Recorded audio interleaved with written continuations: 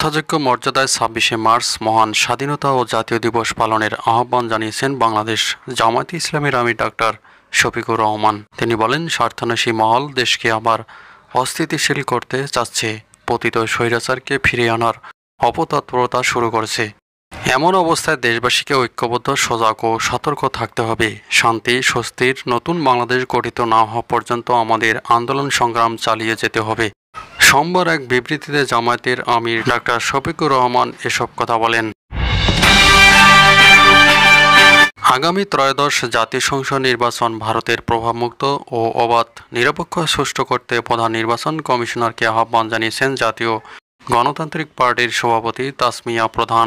সোমবার নির্বাচন ভবনে প্রধান নির্বাচন কমিশনারের সঙ্গে সৌজন্য সাক্ষাৎ করেন জাতীয় গণতান্ত্রিক পার্টির সভাপতির নেতৃত্বে একটি প্রতিনিধি দল। এরপর গণমাধ্যমের সঙ্গে তিনি কথা বলেন। জুলাই গণহত্যার দ্রুত বিচার ও আওয়ামী লীগকে নিষিদ্ধ ঘোষণার দাবি জানিয়েছে শহীদ পরিবারের সদস্যরা। সোমবার জাতীয় প্রেস ক্লাবের সামনে আয়োজিত এক মানববন্ধনে এসব দাবি জানানো হয়। এদিকে আসন্ন পবিত্র ঈদ উল ফিতর 2025 উদযাপন উপলক্ষে ঢাকা মহানগরীর সার্বিক আইনশৃঙ্খলা পরিস্থিতি পর্যালোচনা, যাত্রী সাধারণের যাতায়াত নিরাপদ ও নির্বিঘ্ন রাখা, ঈদের জামাত সুষ্ঠুভাবে আদায় ও ট্রাফিক ব্যবস্থাপনা সংক্রান্ত সমন্বয় সভা অনুষ্ঠিত হয়েছে।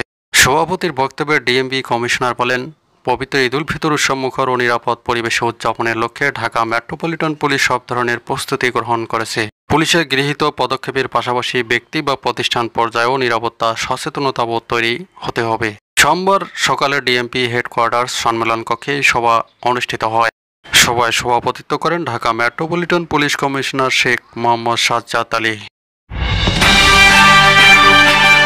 জাতীয় ঐক্যমত কমিশনের কাছে সংস্কার প্রস্তাব দিয়েছে বাংলাদেশ নেজামে ইসলাম পার্টি। সোমবার রাজধানীর শেরেবাংলা নগরের সংসদ ভবনে জাতীয় ঐক্যমত কমিশনের কার্যালয়ে কমিশনের সদস্য ডক্টর বদুল আলম মজুমদারের কাছে সংস্কার প্রস্তাব সম্পর্কে নিজেদের প্রস্তাবনা জমা দেয় দলটির সংগঠন সচিব মাওলানা আবু তাহের খানের নেতৃত্বে একটি প্রতিনিধি দল।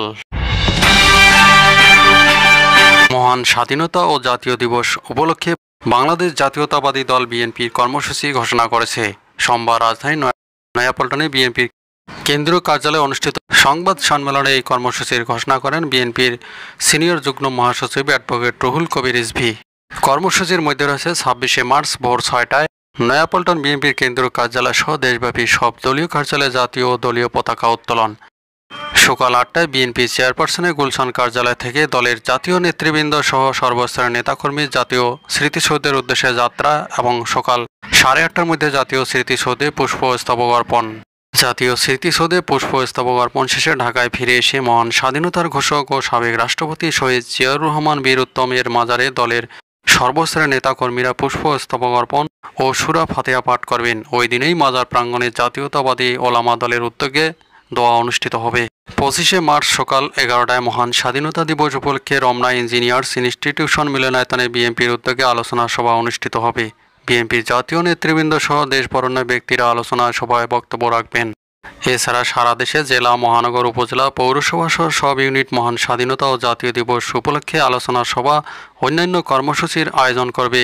অঙ্গ ও সহযোগী সংগঠনসমূহ নিজ উদ্যোগে কর্মসূচি প্রণয়ন ও বাস্তবায়ন করবে।